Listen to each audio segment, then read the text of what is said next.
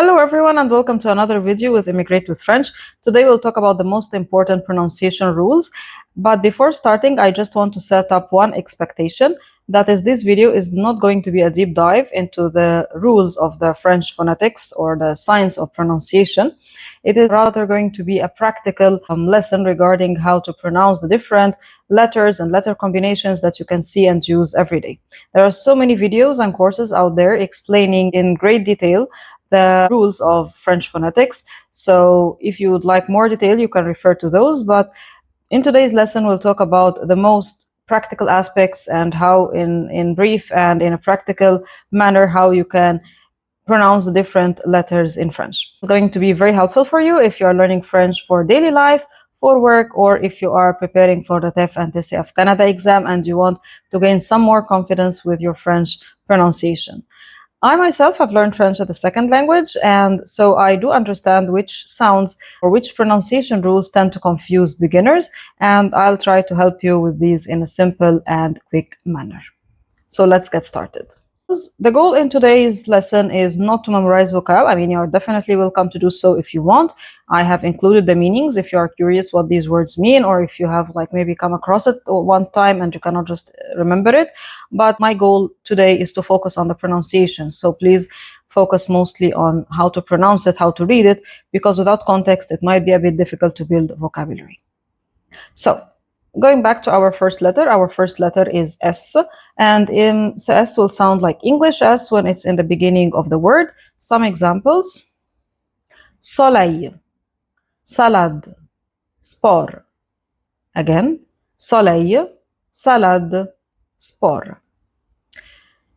If S is placed between two vowels, it's going to be pronounced as Z. It will give the Z sound. So it will not give S, it will be Z. Let's see examples. Maison, musique, voisin. Maison, musique, voisin. What if you have double S? Double S, it's not surrounded by two vowels, like each S will have a consonant. So if S anyway is before a consonant, then it's going to also be like any S. So let's see that, like it will give the S sound. Let's see that. Poisson, dessert, passé. Poisson, dessert, passé. The next sound confuses some people, and it's the QU. QU in français is quite simple, it's just K. So it's not going to be quoi, okay, it's K.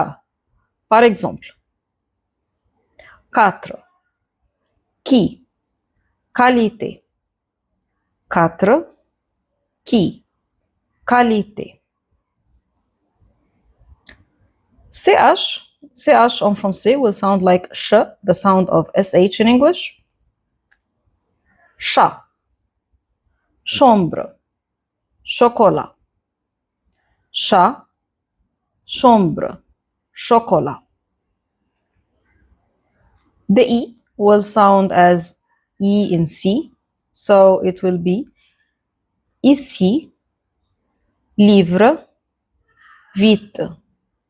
Ici, livre, vite. So, I-double-L-E en français, let's see how it's pronounced. In many cases, or in most cases, it's actually not pronounced. The L will not be pronounced. So let's see examples. Famille, bouteille, oreille.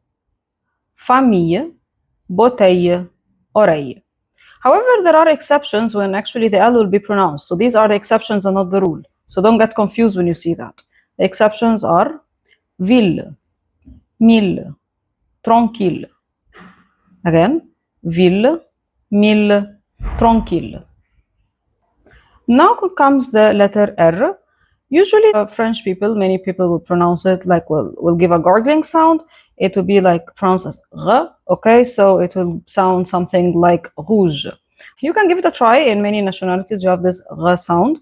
You can give it a try, and it will be like rouge, roux, regardez. I mean, of course, you can also say rouge, roux, regardez. It will not sound so native. Most natives will have a bit of R sound. I mean, it's okay to have a bit of an accent as long as it's understandable. So let's read it again. rouge, rue, regardez. Next we'll have the say, and letter say can have one of two pronunciations. So in some cases it can give the ka sound, and in other cases it can give the sa sound. Which case it will give the ka sound? This is if it's before a, o, u, or other consonants. Par exemple, café, classe, crayon. Again, café, classe, crayon. It will be pronounced as s if it's before e, I, or y.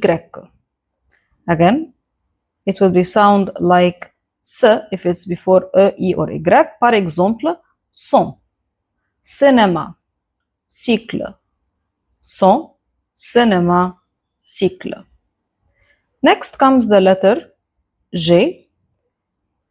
The way say has two cases, also J has two cases. Sometimes it can give the G sound, sometimes it can give the J sound. G sound will be when it's before A or U or consonant.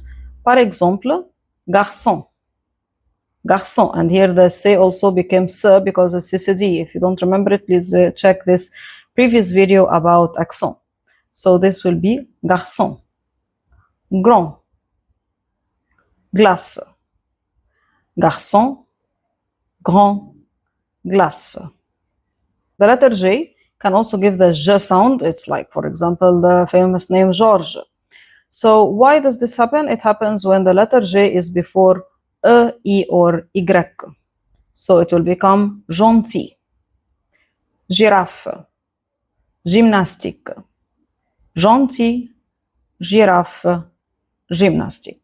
So these are the most important French phonetic rules. If you have any questions, or if you find any of the letters quite tricky, or you don't know why we read it the way we do, please let me know in the comments and I will answer you. Thank you so much for watching, and I'll see you in the next video. Au revoir.